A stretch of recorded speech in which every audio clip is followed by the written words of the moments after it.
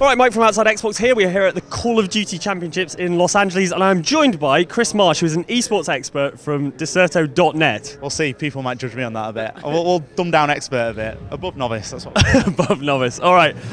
So we've seen the whole group stage now. All the games have been played. We're into the sort of the main business of the kind of round of 16. But what do you make of the tournament so far? Any big moments for you? It's been more insane than we probably expected. The thing with tournaments like this is you have such a mix of teams. Like if anyone watched the North American finals, to see that the talent on show there was incredible. Whereas here you've got to give some countries a chance that just aren't of the standard that we have in Europe and the US, and as a result we saw teams like from Brazil, teams from Singapore, those kind of territories that just simply couldn't even register a map against their opponents, and in some situations it was almost, you had to feel bad for them when it was just an absolute trouncing. So when you watch games like that, it doesn't really have the entertainment factor, because of course anyone who follows sport, if you're a neutral like watching a game, it's great to watch two good teams play, whereas if you end up watching two average, or a good and an average team play, it's kind of, it takes the gloss off it when it's just like a one-side beast, and it's almost like an exhibition or training game, and it's not the same. But that said, there was still some great matchups, a couple of near upsets. Envious almost flunked out, and so did FaZe, and they would have been real shocks for the tournament. And the round of 16 wouldn't have been the same without them, but of course it all adds to the excitement of the tournament when that kind of thing happens. Interesting to see the Australians bring in their A game. Yes, actually.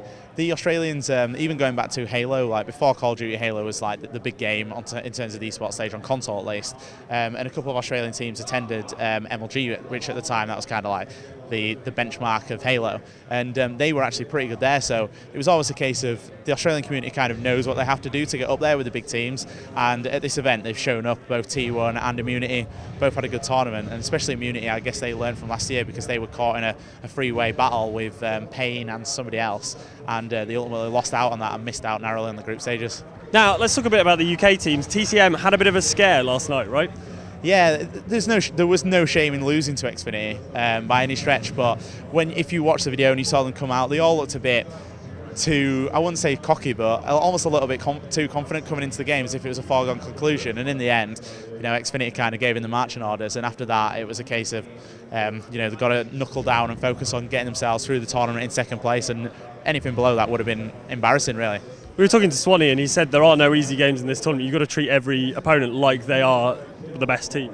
Well, barring the Singaporeans and the South Koreans, yeah. Especially now at this stage, you can't show up to a game thinking this is going to be a walk in the park, because when it comes to this kind of tournament, anyone can raise the game. The excitement and the atmosphere, a couple of mistakes, and what you'll find actually with Call of Duty is there's generally the difference with the top between two teams of a similar standard is just one team will always have that slight edge, and they'll end up safe. Even if they win 3-0, if you actually watch the maps, they'll still be very tight, and there'll be a couple of pivotal moments where the better team has just come out on top of the other team, and that's kind of, you need to be making sure that you've got that cutting edge round and round again.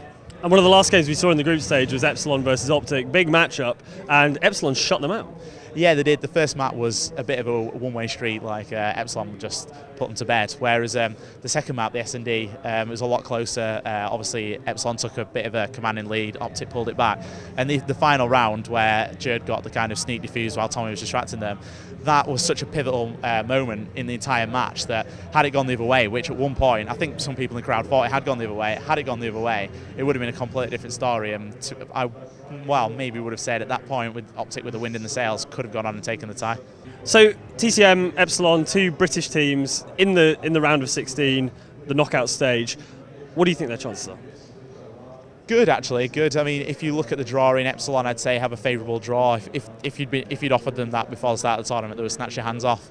TCM, on the other hand, they've got enough talent to go far, and it would be good to see both teams actually live up to the potential. There's been a lot of international tournaments where they've ended up disappointing and whatnot. At MLG, they both put in a decent show, but nothing groundbreaking. So it'd be good if they can kind of turn it on this weekend. Really, the only time when especially Epsilon was, and TCM, was during the Gfinity tournaments back in the UK.